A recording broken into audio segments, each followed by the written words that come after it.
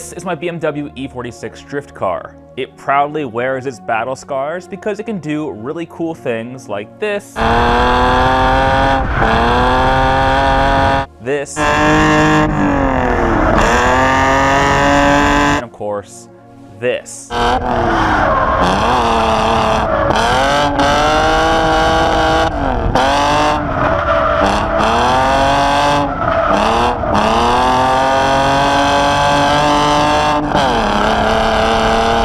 But the reality is that stuff wears out and stuff breaks. And one area that could do with an upgrade is my worn out suspension.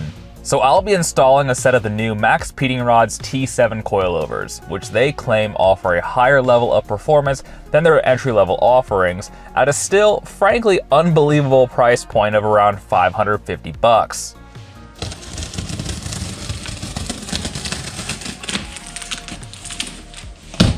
And here's what you get for that money. Inside the box, we have adjustment spanners and an installation guide. The front coilovers come loosely assembled out of the box, and the rear suspension is a standard divided shock and spring setup that is common to E46s, E90s, and a lot of other vehicles as well. And there are some nice touches here beyond the textured satin black wrinkle powder coat finish. The rear shocks have a hardened lower bushing and utilize a thick washer with a raised edge to prevent the lower shock bolt from blowing out the bushing, which can happen on cheap coilovers. Additionally, the upper rear shock mount uses a spherical bearing, which I've actually never seen at this price point before, and a lot more on that later.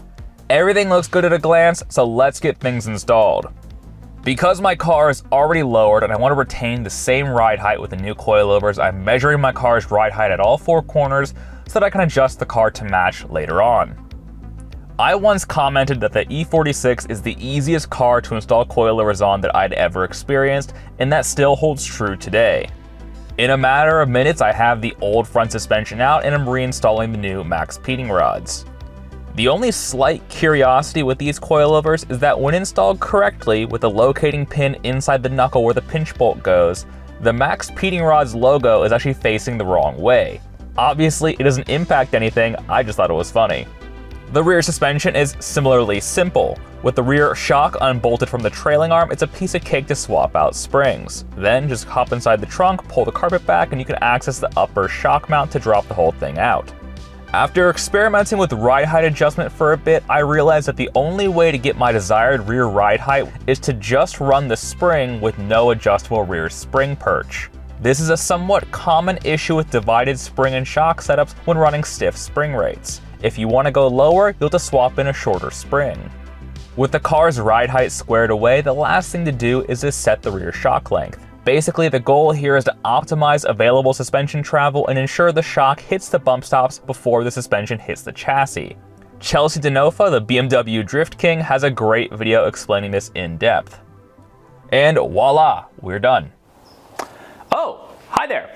It's your boy, just checking in. Are you enjoying the video so far? Well, of course you are. That's because this is some grade A primo content we're talking about. So go ahead and show your support by hitting the like and subscribe buttons. It's free and it helps the channel. All right, back to the video.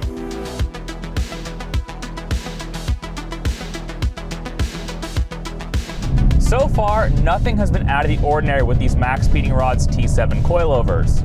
Installation was straightforward as per usual, and a test drive around the neighborhood revealed no odd clunks, noises, or anything concerning like that. So I've spent some time driving the car around.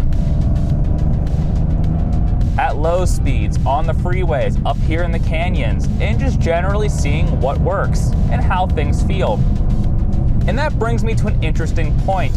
When you hear about aftermarket coilovers and they talk about their adjustable shocks, they often say we have 24 ways of adjustment, 36, 48, a million. Don't get lost in the sauce there. That's not what matters.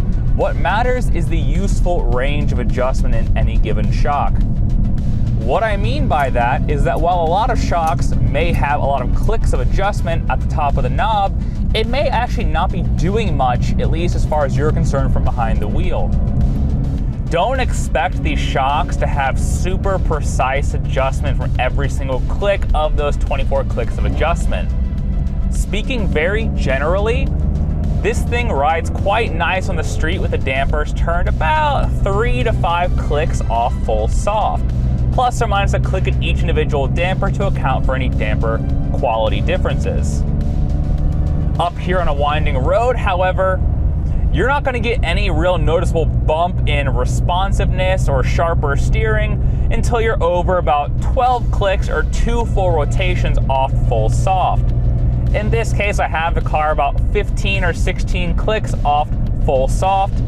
Move in big sweeps, 4, 5, or even 6 clicks at a time to kind of generally dial in how you want the car to feel and handle. And then, if you want to, you can fine tune from there. But when you're up here and really leaning on the car, it does feel quite nice without being overbearing. It doesn't feel overly jittery or nervous, which is impressive considering this is a drift car with a welded differential, and welded diffs can just be a bit sketchy on a winding road.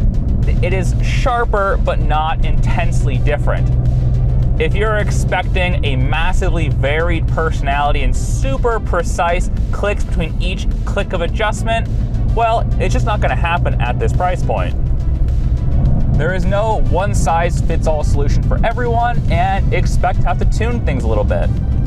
The dampers seem well paired to the chosen spring rates, which are 9K or 500 poundage up front and 11K or about 615 poundage in the rear.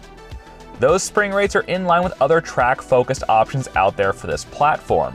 I suspect part of the reason why the car feels pretty well composed on this winding road, despite the welded diff, is the spherical upper rear shock mount.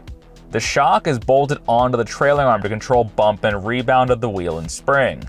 However, the trailing arm doesn't just move up and down, but moves on a multi-axis arc.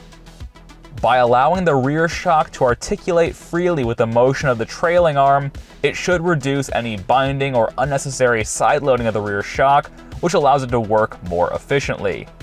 This is very conceptual, but so far from behind the wheel seems to be proven right. Is this comparable to a $3,000 KW shock absorber setup? No, of course not. But again, for this price point, I'm very, very impressed. My only question, because of the price point, is how long these shocks will offer this level of performance. You know, a KW or a Bilstein shock is gonna feel broadly the same for 50 to 80,000 miles. And a lower end shock, well, it might just give up the ghost faster. Man, this guy didn't even look at all. He straight did not look and turned out left in front of... My horn doesn't work. Overall, I think if you have a sporty daily driver that you like to take in the canyons or do the occasional track day or drift event with, I'm pretty convinced by these MaxPeedingRods T7. Initial quality concerns based on their lower end offerings all seem to be alleviated. This ride quality does seem to be on the better end of anything I've experienced for under $1,000. And while I will of course keep everyone updated long term how this car feels, 5 or 6 drift events from now, initially, I'm very, very impressed. So if you are interested in learning more about the new MaxPeedingRods T7 Coilovers, I will have a link in the description down below where you can learn more. As always, guys, my name is Jake. You've been watching Drive, Brake, Fix, Repeat, and I'll see you guys next time where I go to more fun things with cars. Bye.